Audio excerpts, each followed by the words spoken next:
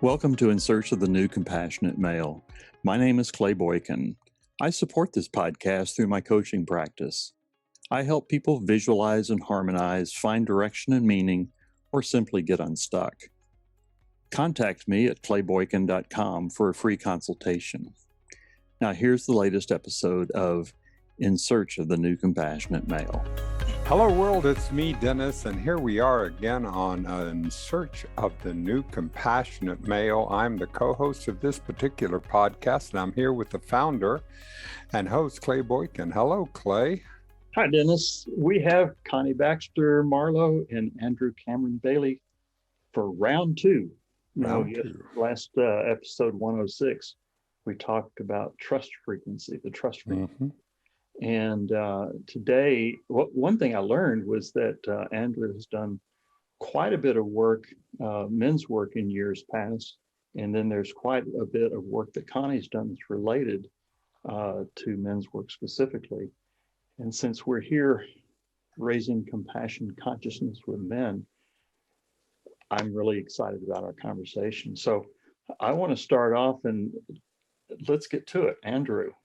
Yeah. Once upon a time, you started doing men's work. Take it back as far as you want. I'd love to hear about it. Let's go back to, the year 1990. Mm-hmm. I actually started doing my personal men's work by joining the women's movement in 1973, I think it was, in Manhattan. Really? And I didn't know that. I didn't know that it was going to be relevant. I was one of the few males admitted into some fairly inner circles in the downtown Manhattan radical feminist movement, because my girlfriend was a leader in that field. So as the decades went on, I said, man, that really taught me a lot about dealing with women, which is different from the subject of the compassionate male, but I think it's relevant. Very so much. When the men's movement, here's John Lee, here's Melodorma Somé, here's Robert Bly. Here are these extraordinary men coming out with these books and then leading these workshops. And I was busy raising 5 kids at the time throughout the 80s, and I was really in the midst in the year 1990. And there was a call. I was living in the Hamptons, in Quogue or East Quogue in the Hamptons, which is close to Southampton. And there was a call for a meeting in Sag Harbor. Now, I don't know if you know these towns at all. Sag Harbor is one of the sweetest little towns in the world, really, and in America in particular. And there was a meeting. And I said, no, I'm gonna go check this out. This is interesting. Like the men are coming up, the men are emerging. Let's see what we can do here. So I attended this meeting. And are you aware of the Sterling Group? I'm not. I'm not either. You're not. Okay. Thank God for that. Because this meeting was called by a group of men who call themselves the Sterling Group. And there's a person named Sterling. I'd never heard of these people either. Walked into this meeting, about 40 men showed up, and I knew most of them. I was part of this community out there, right? I was in the construction business. I was in the consciousness realm. I was in the creative arts. I had a band and stuff like that. So I knew at least half, if not 2/3 of these men. And it was a hard sell. I called them 5 mustaches. There were a row of these 5 mustaches on the stage. They looked like they came out of a Queen music video. And they sell. So this is my introduction to the men's movement. It's a very weird one. And finally, it's like, okay, who's signing up for the weekend? $500 the weekend. And now this is $500 when? This is what you had to pay to go to this. I know. 1994. In 1994. All right, so $500 in 1994 is about $2,500 today. So purchasing power. Here's a guy raising 5 kids, working really hard. Didn't have that kind of money, but also I'm very resistant to hard sell. So the question, there's a silence in the room. Then one guy puts up his hand. He said, I'm going. Really good friend of mine, actually the lead guitarist in my band, puts his hand up and said, I'm going. And then it's like, they're really trying to get I'm realizing I'm at a sales pitch. So, okay, nobody answered. So I put my hand up and I said, I'm sorry, but I won't be going. A, I don't have the money. B, this is not quite the angle I'm interested in. But as there are 40 or 50 men in this room, I'd like you guys around here to know that if you're interested in forming a men's group, I'm up for that. And one of the mustachers said, I don't like what you're doing. I said, it's okay. I'm leaving. I'm out of here in a second. I have one thing to say. And I said, you know my number. Give me a call if this is interesting to you. I'd like to start something that doesn't cost money, is not part of a movement. It's simply a group of men getting together to see where it takes us. And the guy's yelling at me. And I said, it's okay. Good night. Thank you. And I left and I drove my 40 miles home and got home and my phone started ringing and didn't stop ringing. So that's how it started. So we had a next meeting with about 6 or 7 men. So this is this question of a men's movement, a men's meeting, a men's group. What the hell does that mean? What could it mean? It could mean a whole lot of different things. So we had a meeting with about 6 or 7 men who called me, and we, within a week or 10 days, we're sitting together in a room and going like, okay, this is interesting. Let's get some parameters here. Question number 1, how many men? And we tossed around and we agreed upon 10. Let's have a group of 10, should be handleable with 10. Too much smaller, it won't be that relevant. Too much bigger, kind of hard to handle. 10 men. That 10 men, those 10 slots were filled within another 3 or 4 days of that meeting. Full, sorry, bang. But my phone didn't stop ringing. And I'm like, sorry, we're full. What do you mean you're full? Sorry. So guess what this poor guy ends up having to do? Start another one. So on every Monday night, we had a men's meeting of the one group and the other group, because another 10 men immediately came into focus. And I was sort of the commonplace because it was my phone that was ringing. So, and then the question is, okay, now what are we going to do with these meetings? And we came up with, okay, we're going to have 2 hours. We're going to have therefore a very short amount of time each. Someone's going to have to be a timekeeper. Let's get really disciplined and careful with this. And let's have some real rules. No chit chat, make it serious, no crosstalk, talking stick. While you're on, you're on. And what are we going to talk about? Whatever's uppermost in your mind. Okay, so that I like that. It could be the fight I just had with my wife, or it could be a painting that I'm struggling with, or it could be trouble at work, or it could be, damn, I saw this girl on the street, wow, whatever it turned out to be, right? So we did that all of the 1990s. Well, now let me ask you something. Yeah. Why did they not go to that first group that was courting you to join for $500 for the weekend? Why did they not do that? And what attracted them to what you were offering? We never even discussed that. Really? The only man I know who joined that group is my son. That group, meaning the first group you're talking about? The Sterling group. My son, decades later, my son at that time was probably 7 years old, 8 years old.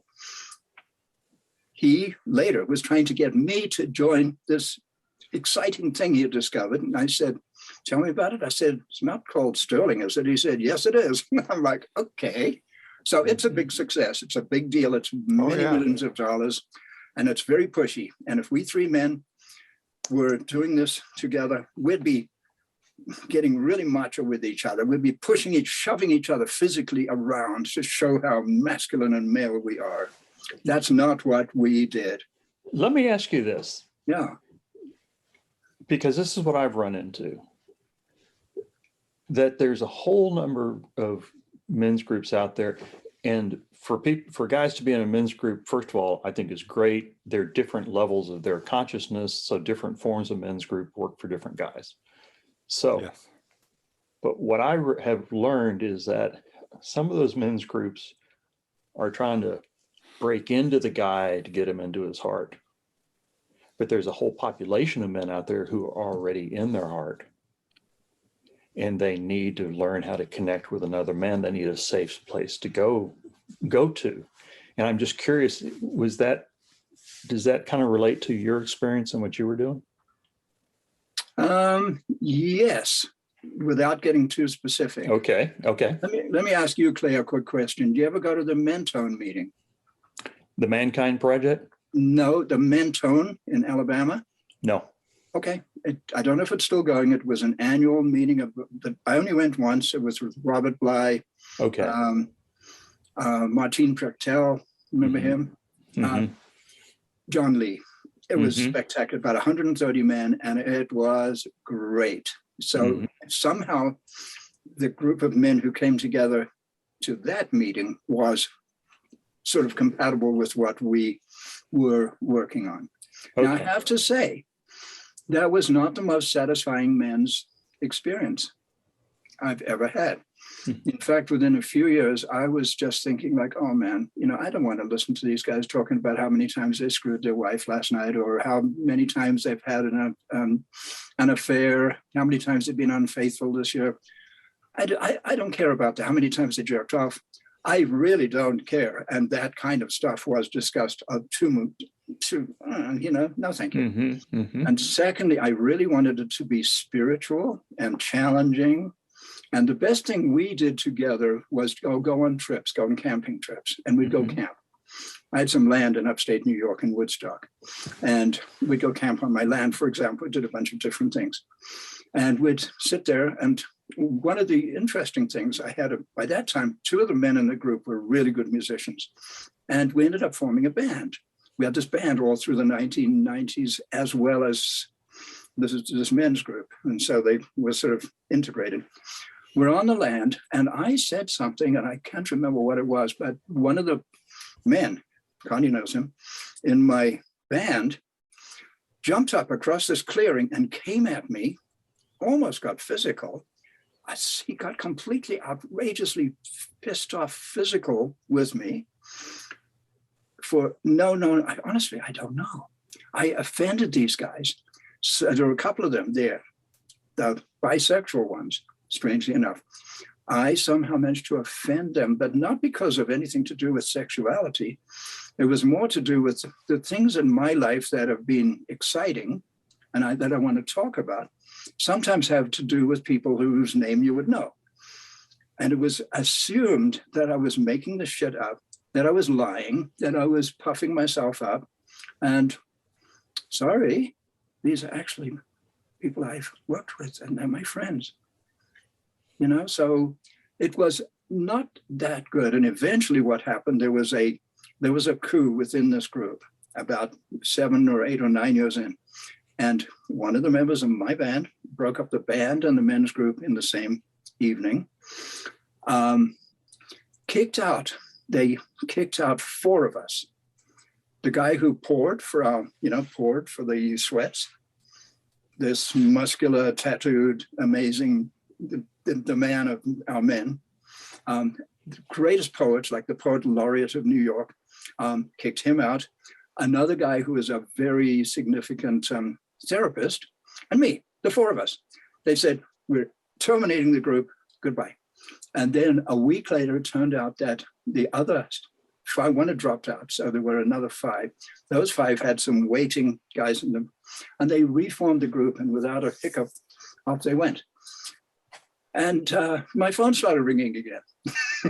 And it was like, wait a minute, this was supposed to be for life. The poet said, this was meant to be our insurance policy for the rest of our lives. It was meant to be our support system. So we'd have this group of men we could totally trust for life, no bullshit. And what's going on? I said, can you come over to my place? I've got my little recording studio. Let's sit there. So the 4 of us sat there and we said, guess what, guys? We are the rejects. We're out. And I'm personally really relieved. I'm really glad. Okay. So how about that? It wasn't just, in other words, it wasn't personal, it wasn't right. Me.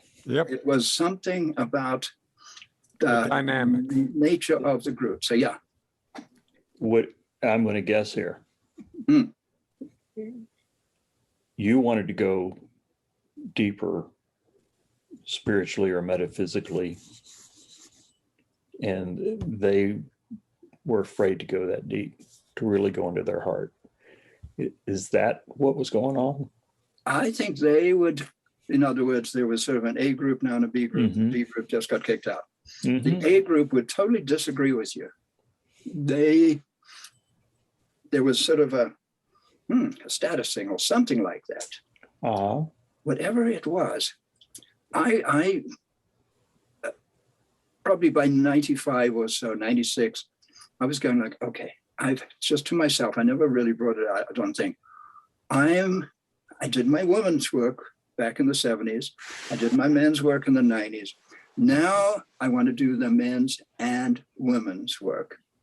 I would like to see a group. Let's have 12 people, 6 women, 6 men, not couples, and to really, really get deep. Never did it. Haven't done it yet. Not saying it won't happen. And I'll say one more thing about the second group, which was a lot more peaceful and less contentious. And I'm actually closer to more people in that second group than I am in the first group. That group also continues to this day. And when I met Connie, I said to the men, I said, and then knew about my divorce and all that stuff. And I said, would you even consider having me bring this woman to one of our meetings? I think she has something to say to us. And I invited Connie to the meeting. It's the only time we did it. But man, that was the most wonderful men's meeting I've ever had, where we had Connie. Connie, you want to talk about that? Well, do you guys have any thoughts you want to talk to Andrew about? No, well, we want to talk with you about, because you're here with 3 men who are really working to get to their hearts and to expand compassion. And so you can give us some perspective and give us some of your thoughts, please, Connie.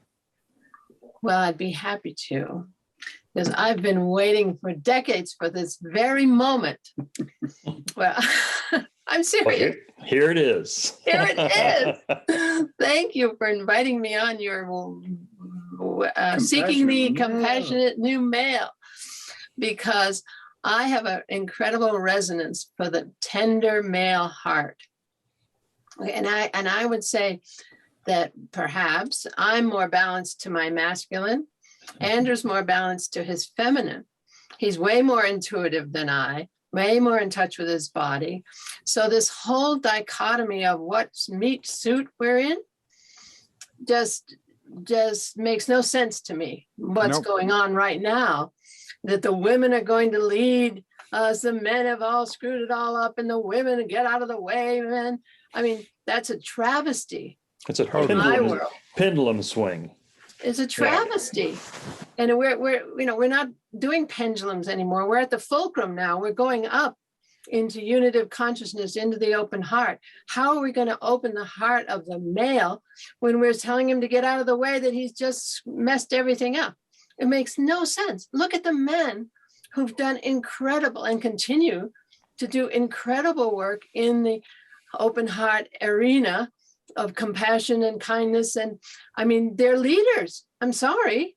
But that is, Connie, that's the difference between binary thinking and being able to hold 2 thoughts at the same time. We can see the extraordinary gifts that men have brought to the table, and at the same time also see the limitations. We can bring them both to the table. We don't have to have one in order to reject the other. We don't have to reject the men in order to accept the women. This is an all-in. Exactly. And I feel that we've been responding to a lower frequency on the planet. Everyone has, the women as well as the men. So we've all been doing nasty stuff to each other. It's, as my son said, it's been a mutual wounding, because I feel the male heart is so tender that it's been wounded by our child rearing practices and by the women in its life, okay, in their lives. Okay. So that's my thesis, is that we just don't know the true male. We have the armored heart of the male that steps out after a couple of years, by 2 or 3, he's learned that he's not supposed to cry.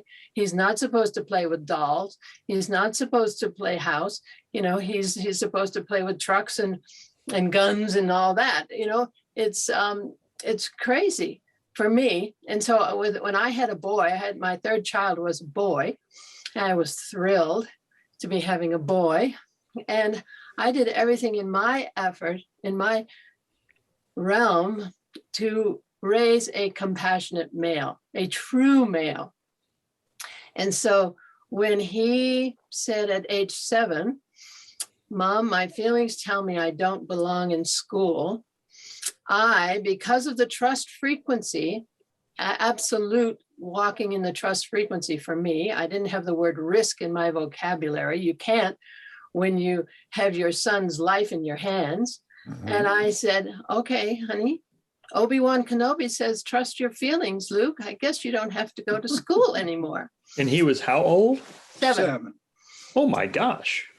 First grade drop. A first grade dropout. You are with the mother of a first grade dropout right here. And wait till you hear about this first grade dropout, what he's doing right now, this moment. Oh my goodness. Yeah, but let me say that, I had been spending time with visionary Native elders so for many years. And I saw through them that we each came with a gift and that it's a loving universe. This is what our trust frequency book is all about, to give people the tools to be able to walk in absolute trust. I knew that the universe was going to chase Johnny Marlowe around with a silver platter with every experience he needed to become the gift he promised to bring to the world. Mm-hmm. So I didn't have the word risk in my vocabulary. I couldn't with my son's life in my hands, but I set him free. I didn't pull him out of school because of my beliefs. I didn't interfere with my children's destiny paths in any way. We swooped and darted and did extraordinary stuff, but I followed their lead. I didn't lead them because their soul knows what their soul's destiny is. People would say, how can you let a little boy like that make that kind of decision? I said, I don't live in there. It's not my destiny path. It's his. And so I set him free. And my husband I was kind of the leader in the child rearing scene. And he didn't understand me anyway from the time I had my spiritual awakening. And so I set Johnny free. I let him go. And he didn't resonate to learning to read. He didn't resonate to any of the academic stuff. So I just let him go. And I know that we have an ability to access information much faster than reading. Okay, so I didn't care if he learned how to read or not. And his father had been turned off to learning to read by his father, who had demanded that he learn to read. We are so neurotic about teaching our kids how to read. And if we understand the human spirit, that we actually have to do the opposite of what we're told to do, or at least that's my spirit. Anybody tried to tell me what to do, I make sure I do the opposite. So I set him free. And ultimately, because it's a loving universe, a man showed up on our doorstep to teach Johnny how to read. So I said, okay, universe. So he came and he was Johnny's tutor. Johnny's a voracious reader, an amazing writer. And as Andrew's pointed out, he's now a flourishing photographer in Los Angeles. He's 36 years old. And I've known him since he was 17, man. And he's my hero.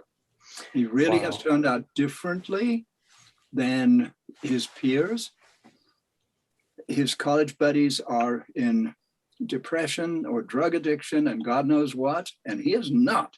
Very interesting. What's the difference? There's a difference somehow. There's a difference because we have an educational system that does not honor the human heart and the human spirit. So I went to bat for the human heart and human spirit in Aspen, Colorado, to change the educational system and bring the heart and bring Native American thinking into our ponderings about, okay, how are we going to, what sort of educational system are we going to have that's going to take the human race to our actualizing our true potential as loving beings in balance with all of creation. So that's been my experience since the exact same time that Andrew's speaking of. This was 1994. His son and my son are the same age. And so Johnny was 7. And what happened though, it was January of his first grade year.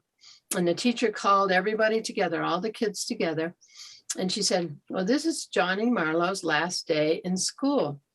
And a little girl raised her hand and she said, but Johnny, how are you going to get a job? First grade. First grade, little girl, no less. She knew exactly what the program was. She knew what she was in school for, to tell the teacher what the teacher wants to hear, or you're not going to survive. This is called survival. Exactly. Okay? Get a job, support your family, survive, have food on the table. 7 years old, this little girl, no less. So this is the arena of the trust frequency to teach us, to give us tools for walking in trust, going into a higher frequency where the laws are expanded. It's a completely different ballgame, because I want to tell you what happened for Johnny's life was magical. The people who showed up in Johnny's life, Johnny he was just flown out to New York with a team of 30 people to do this shoot in New York City from Los Angeles. He's just turned 36 like last week. And so he's flourishing. He just bought his own home with his earnings as a photographer. With no help from parents or anybody. And has had he got the girl in Aspen and stuff like that. And so when Johnny decided that he wanted to go to school, we swooped and darted the system. Actually, somebody from an alternative school said, well, Johnny, anytime you want to come by the school, just feel free, because his sister had transferred to that school. So Johnny had the freedom to go and be a part of a system without being a part of it. Right. And so he was able to be socialized and stuff like that. And so when he decided he wanted to go to school, when the student is ready, the teacher will come. Mm-hmm. That's absolute. It's a loving universe. Okay. That's what the trust frequency book is all about. Johnny is the trust frequency poster child because he said, I want to go to school. So a companion tutor showed up for him and came and brought him up to speed academically so he could go to school. And this guy was from outside of the paradigm as well.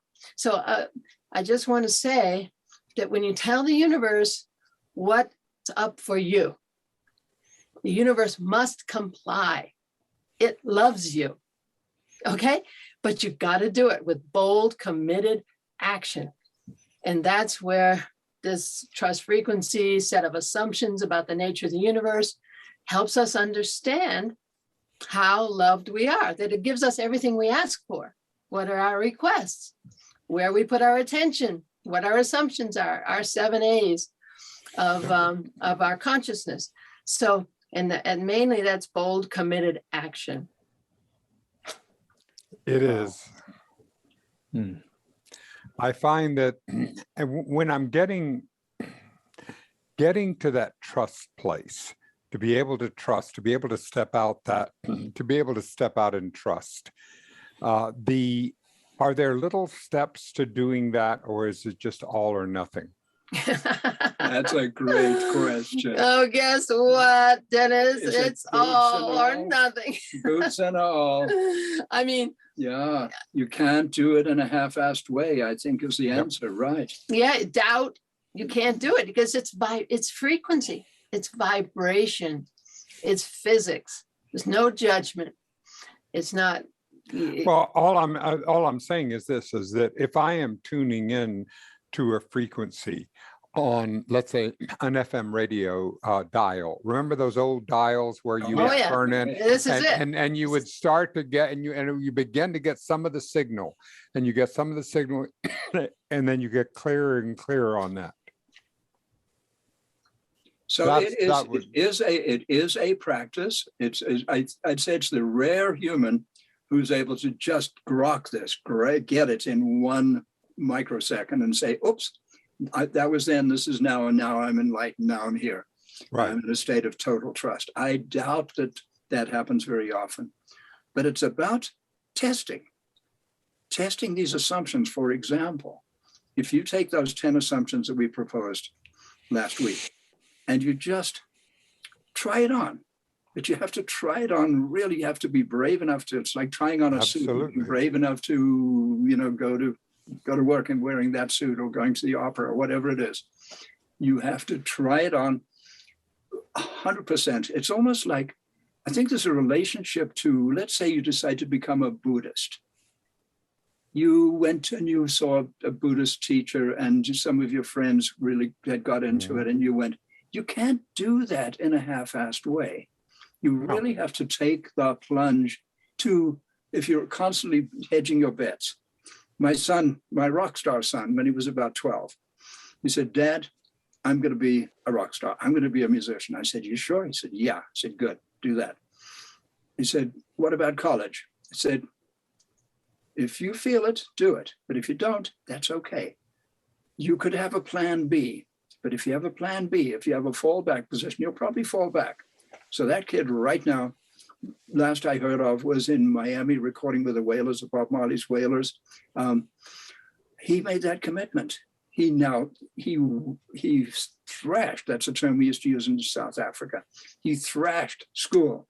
He took the prize when he graduated from high school in languages, mostly in French and Spanish.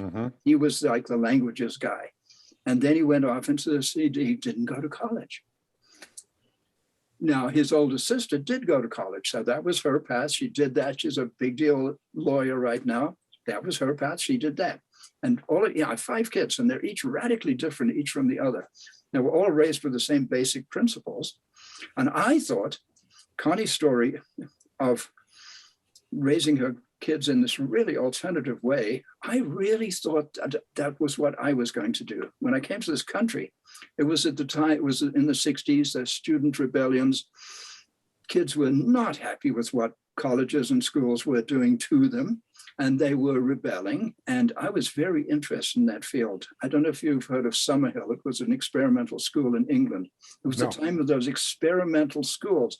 How can we the Waldorf system, all these different ways of alternative ways of teaching our kids.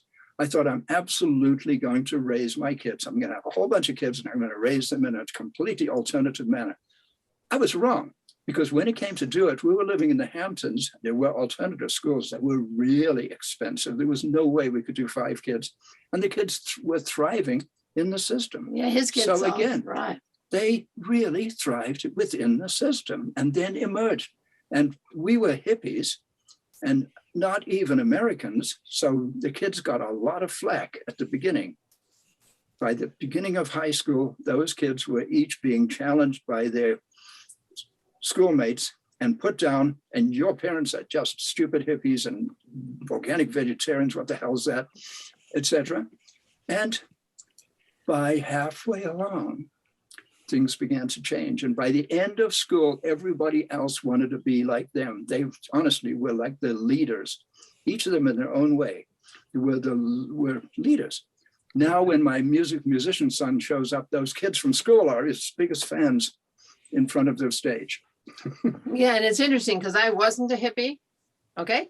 I was private school, New England, old family, Mayflower descendant. My ancestors started colleges, Bowdoin College, etc. And yeah. But I say I was sitting on top of the Maslow's hierarchy of needs, right? You know, the triangle. Sure. I was sitting up here on top. And I have a responsibility. And that's one thing these schools, New England's women's schools, teach you is, of course, with privilege, responsibility. Okay. So I was sitting up here waving, hey, how do you do? I had the power to let my son drop out of school. The freedom. Yeah. The freedom to do that, even though my parents disagreed and my sister was going to report me to social services, whatever it was, I didn't care because I came with a job to do. And that is raise humans that are going to contribute to society. Number one. Number two, shift the consciousness of humanity. I mean, we're big picture thinkers, right? So we've got a big job to do. And so I could listen to my children's hearts, listen to their spirits, and follow those impulses for them. Open the doors. That was my job, to open the door for their destiny path. So one daughter, instead of going to college, went off to China, was smuggled into Tibet, and etc. She ultimately put herself through college, and she's now in Amsterdam now. Is she? Wow. Yeah, for a Fortune 500 company because she got an MBA and all that. And my other daughter, she had her destiny path as a rider and as a this and that horseback rider. And she's now supporting her family in Aspen, Colorado with my granddaughter and her husband. But each one has their own destiny path. We can't be channeling them into this educational system that says, you know, if you get this on this test, you're okay. And if you don't on that test, you're not. And, you know, your trajectory, et cetera. You have to have the courage and the trust to walk in freedom, because we can do that individually. It doesn't matter what the rest of the culture is doing. If your vibration is up, you do anything, because the rules that apply to you, like Henry David Thoreau said, the laws that apply to you will be expanded, or new laws will be made in your favor, and you will live with the license of a higher order of beings. That's in his conclusion to Walden. I quoted that last time. But that's when you walk confidently in the direction of your dreams. So it's just up to us to give people the courage to go there. And as Andrew said, it is a process. For me, it's like absolute. So I'm not really one to speak, because it hasn't been a process for me. Fear was never one of my things. And, you know, I just came in for a different ride. But it is a process, like Andrew says. What I'm hearing is that each of you have created an environment for a young person to develop, let's call it solar energy and their lunar energy. You know, traditionally the solar, you know, leads, you know, that's traditionally the male energy, and the lunar, the woman, the female energy. But we all have both. And what I'm getting from this conversation is that you allowed whatever that was, wherever they were, to find its own space to not to be forced. You're a guy, so you got to follow this path. You're a woman, you got to go this way. But to find themselves along here. And I know y'all gave them guidance along the way, but you were kind of tapping this side, and letting them find and develop their heart as well as their head. And then integrating and finding their own equilibrium within that integration. If I could turn the clock back, boy. Well, would I have listened? For me. I mean, yes, I understand that. But one of the things that I missed, that I feel like I missed when I was growing up, was that I went very much, I looked up at, in the 50s, I looked up at adults as a child and went, they really don't know what they're doing. They really don't know what's going on. So I'm going to take this myself. I'm not going to really listen to what they said. I'm just going to, and the challenge with that is that I never learned as a child what value there could be in hard work, what value there could be in delayed gratification. I didn't get that. I didn't get the chance, you know, to really you know, like Clay, when you do that beautiful mandala behind you, to be able to have that sense of being able to do a piece and work on it and build it. If I didn't get that instantaneous gratification, so therefore it took me a while before I got, until I was in my 30s, that I began to see that experience of being able to, and I always felt that if I could have had someone that could have sat with me and helped and modeled for me and helped me to go to what the value of that delayed gratification. So that's the learning that I'm getting now that I did not get as a child, that I just dismissed. Dennis, guess what? It's your soul's journey. Everything has been perfect. I agree. Your soul's journey. So I there's am. no what if and if only. There's I do not simply, believe. okay, here I am, world, and I've got this work to do and get that work done because the earth is moving into a higher frequency. We got to get that shadow work done, that less than, not okay, and oh, if only, and what if, etc. I don't go there, Connie. I really don't. I am so appreciative of everything that got me here today. Yeah. Sweet. That's important. So Dennis, you're bringing up for me the idea of the mentor, of the wise elder in the village, where a young woman or a young man has an elder to go and just sit with and learn from, maybe learn a trade or learn a technique or talk about spiritual matters or talk about leadership or talk about marriage or childbirth, whatever the subject might be. Right. And it's something that I think we lack, that we've lost as sort of white Westerners in particular. I think the Native Americans have more of that still to this day, despite everything that they have struggled through. They've kept certain things. Connie and I believe she'd agree that we get a lot of inspiration from our indigenous friends. There's something there in the non-white, non-Western world that has real value that the white Westerners, tended to denigrate that to, like, you don't have a religion, you're not very bright, you're primitive, and all of those things.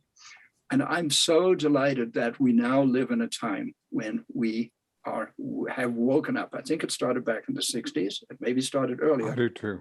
But in the 60s, where we suddenly started paying attention to the Native Americans in this country, for example, going and sitting at a peyote ceremony in a teepee, those kinds of extraordinary experiences that are missing. So if my kids, I know one complaint my kids had about me, or at least my middle boy, and that's that I didn't give him enough hand-holding support. I trusted him too much. I gave them very clear, they had a strong mom who was great. And what I gave them was the instruction that you are free. However, with freedom comes self-discipline. Think about that to my boys. Think about that. You are responsible for the results of your actions. So if you go down a path, and my youngest boy nearly did.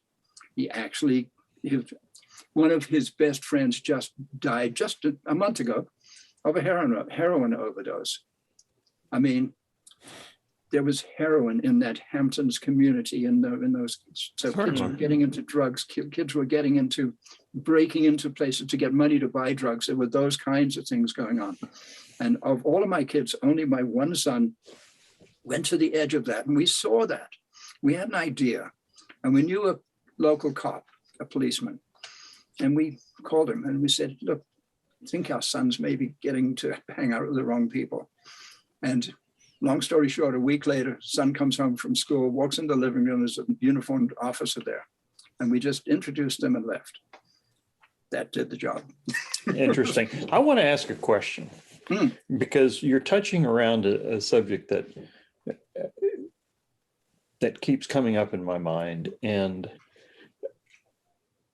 first of all, I think that we've got a population, the Western civilization, that we have a population of a lot of adult children. They've not gone through the ritual change from childhood to adulthood. I'm going to say it's initiation. Mm-hmm. Now, initiation is a loaded term because it brings up a lot of misplaced activity that it's gotten a bad rap. Mm-hmm. And so initiation, when I ask people about it, or initiation or rite of passage, well, what was it? Oh, when I got my driver's license. No. Yesterday you were a boy and today you're a man and you take on the mantle of a man. You can still live what's in your heart to live, but there's never been that not never, I can't say that, but less and less there is that demarcation point. And I wanted to get your thoughts on that. So let me just say this. I grew up in Africa.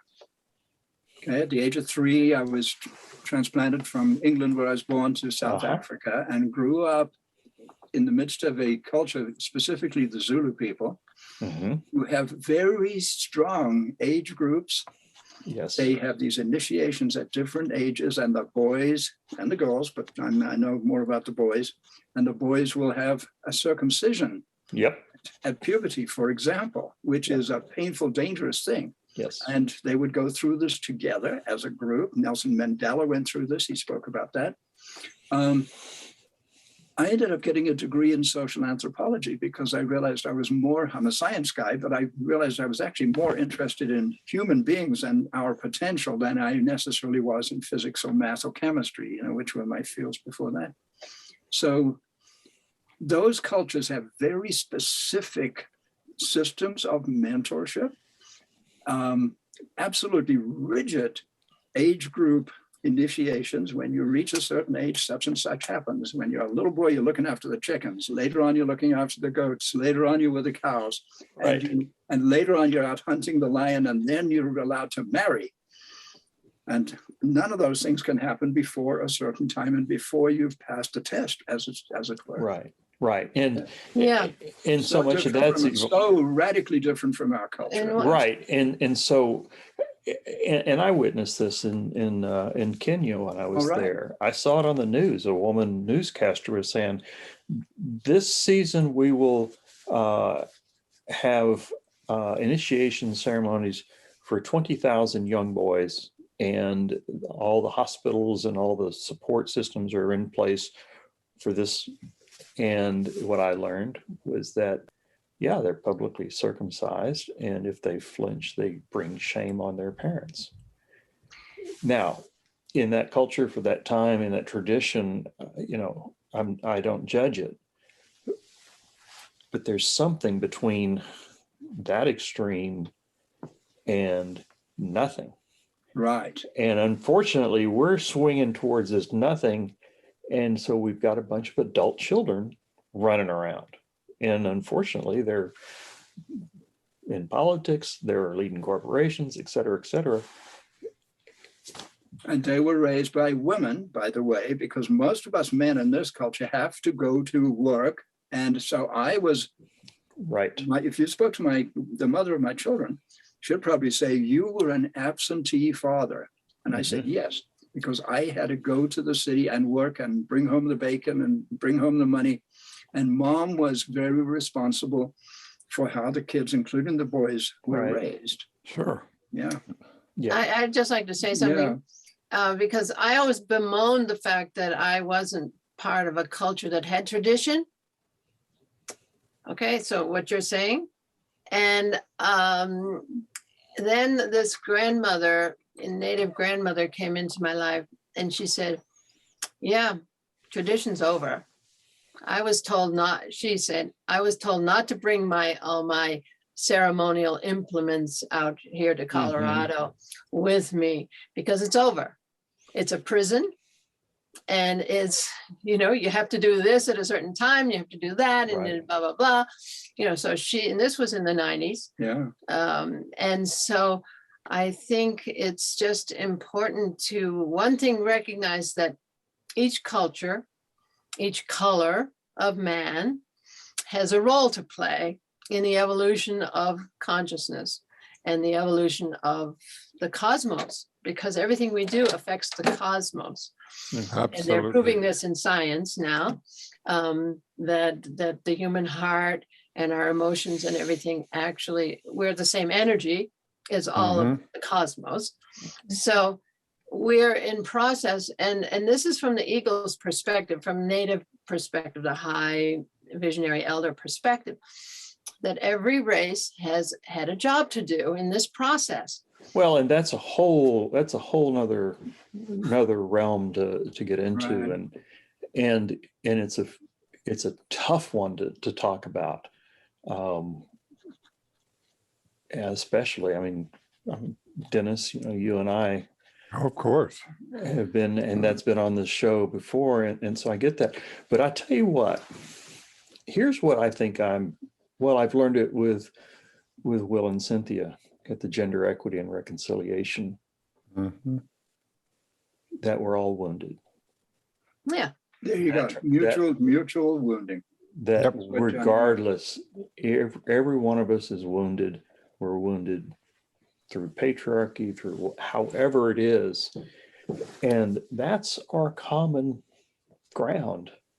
And if I can look at you, Connie, and say, you're a wounded soul, and I had people look at me and say, well, Clay, you've got everything going for you. You're a privileged white Western male. Well, I'm wounded too, and here's this, not comparing wounds, but that's our common ground. And if we can look at each other beyond the surface and recognize that that's suffering we both share, then maybe there's hope at this higher level of consciousness. Dennis? I completely agree, because that's what I get into that comparison mode, and that's where I want to, because I believe that we can. This is where the whole piece of that comes in, Connie, about white shaming and how this works. I don't believe that's the process at all. We each have to carry our own responsibility for who we are and how we behave today, and be able to, and I cannot know what it's like to be a woman. I cannot know what it's like to gestate a child, but I can be your ally. I can be your ally and make sure that your rights are protected, and make sure that your rights are protected, and do the best that I can to be able to do that. I can't know another person's, but I can be your ally.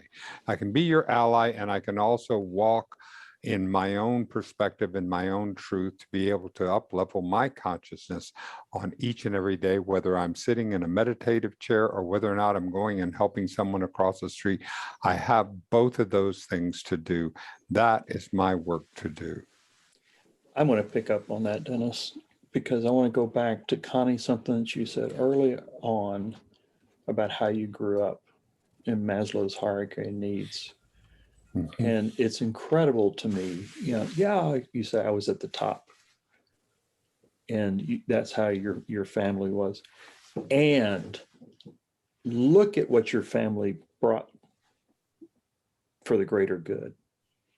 Absolutely. They were philanthropists. They gave away the family fortune to the people of Maine in the form of parks and mountains and everything. That's right. So the giveaway was huge for them. That's right. Because that's part of the deal of really understanding what is enough. And also, I love what you said about returning those to whom a lot has been given, a lot is expected, and they returned back to the process. And that's one of my great quests, is to ask people, what is enough? What would be enough? And it doesn't matter what your number is. Would you know it when you got there? Does Jeff Bezos know when he gets there? When he, okay, I have enough. That's all I need. And do we actually ask ourselves that question in the Western world? What is enough? Well, fear and scarcity. Sorry, Clay, but Go ahead, fear please. and scarcity. Our whole system is based on the problem of scarcity, our whole economic system, okay? So when there's scarcity, there's fear. Will there be enough tomorrow? So then we start hoarding, okay? So in the trust frequency and in native way, the giveaway is huge. And in my family, the giveaway, okay? Absolutely, because that's circulation. Things circulate in our body. What things circulate in the universe? Why would they not circulate here? Why would that one place no longer be a law? Yeah, and it's vibration, it's frequency. So when you're in that higher frequency, there's more abundance than you can fathom. Jesus with the loaves and the fishes, etc. John Lennon with Imagine, they're telling us, they're showing us there's something, there's another ball game. Yeah. And we were in a lower frequency of scarcity and separation. And so that, and fear. So that's what created these systems that we've responded to and played ball with, right, in order to survive. Right. That little girl, and seven-year-old girl. How are you going to get a job, Johnny, if you don't go to first grade? And we've the loaves and fishes has a problem, and that is, what are you going to do with 40 bushels of leftovers? Right? I mean, that's the problem. The problem is so much abundance that you can't believe it. Well, you're so right. And I mean, we barely even scratched the surface of this whole topic. In the men's work, I mean, we touched into that. There's so much more, and it's such a dynamic time for men, for young men, and for the second half of lifers. Absolutely. It's an incredible time of change, and I'm heartened because I hear more and more and more of men's work that's being done that is heart-centered. So really important what you're doing, and really healing. So important. I feel like it's so wonderful. So Dennis, back to you. Well, I am just so grateful. I'm so grateful that we get an opportunity, Andrew and Connie, to be able to continue the conversations about all of our vibrations and how we are bringing more compassion onto the planet, because compassion has to be part of this vibrational frequency too. I mean, it has to be part of who we are, and that's what we are in search of, and that's what we're in search of without and within, as we said on the other broadcast. And I'm so grateful that you would gift us with another hour of your time, and another hour of the graceful. All the links for everyone who's watching or listening will be on the webpage, and we look forward to continuing conversations. And also, we might even be able to meet some of your family and have a little bit of this intergenerational conversation along the way. I'd be willing to ask my boys if they'd come on. Good. I'd love to be able to do it. Anyway, thank you, Clay, for inviting me along the journey of in search of the new compassionate male. And Connie and Andrew, thank you so much for giving us this time today. And it will not be long before we will see everyone again. And thank you so much for joining us in search of the new compassionate male. We'll see you next time. Check out the latest episode of In Search of the New Compassionate Male on your favorite podcast station.